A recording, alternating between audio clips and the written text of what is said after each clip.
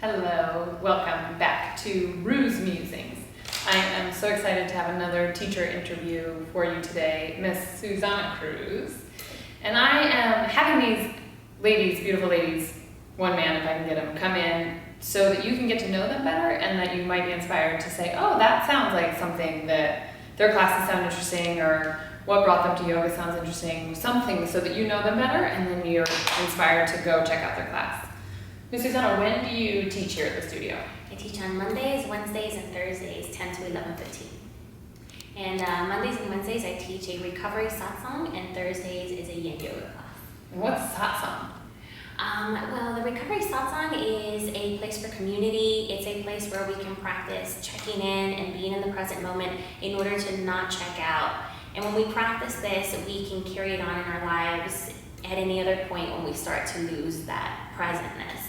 And it's not necessarily a class that's for anybody who's only for people who are in recovery from alcoholism or drug addiction or any of that. In a way, I think that we're all in recovery. We all have a way in which we check out. And so this is just a place to have that togetherness and to have that community to be able to open up and have conversations about it. We do that. We do some chanting, pranayama, and a physical practice that's a little bit lighter. Got it. So asana, community, yes. Conversation, Yes. breath work, Yes. chanting. Yes. Sincerely sounds fun. Yeah. That's awesome. And that you're facilitating it for people who are struggling with being alive. Yeah, exactly. That's it. Because kind of life's hard. Yeah. Life is hard. Let's do yoga. And what brought you to yoga? It's weird because I was reading Ram Dass, like long before I ever thought about doing a physical practice, and I just really liked what he was talking about. And then I started doing yoga for the physical practice. It was kind of like, just like, okay, let's move around, let's do some exercise. And then a few months into it, it like clicked. It's like, oh, like this is the same thing. Like these two things are together. So yeah.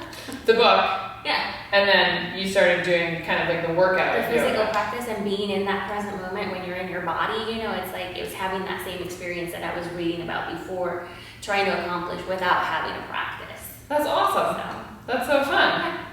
And word on the street is you also just finished a different kind of schooling. Is that true? I did, two, I guess. One about a year ago, and then this one in May. I did Jessica Patterson's Root Ed training, and that just finished in May. It was an amazing journey that is still unfolding every day. Cool. So. And what was the one before that? Before that, I did an herbalist training with Katie Saunders, and that was through Garden Fairy Apothecary. And so I make things for people. I make tinctures, I make honeys. I'm really into making the personalized honeys right now, so basically meeting with people and getting to know what all their needs are, and then putting together a honey for them, because a honey is a lot tastier than a tincture. And I figure I can get people to take it that way, and you can just mix it into water, make it your tea in the morning. I'm making dog treats. Cool. Yeah. I just like hearing you say tincture. Tincture. And what, I know this changes day to day, but it's one of my favorite questions to ask. What right now is your favorite part of yoga? Honestly, I'm right now pranayama. Ooh. I've really gotten into pranayama, and it was, it's thanks to a lot of my teachers, but thanks to you. I think that we just started doing like, a little bit more, and it seemed a lot more accessible when I got it from you. Got it. To where I made it part of my everyday practice, and I really like it. And will you tell us what pranayama is? Oh, it's control of the breath. So it's controlled breathing.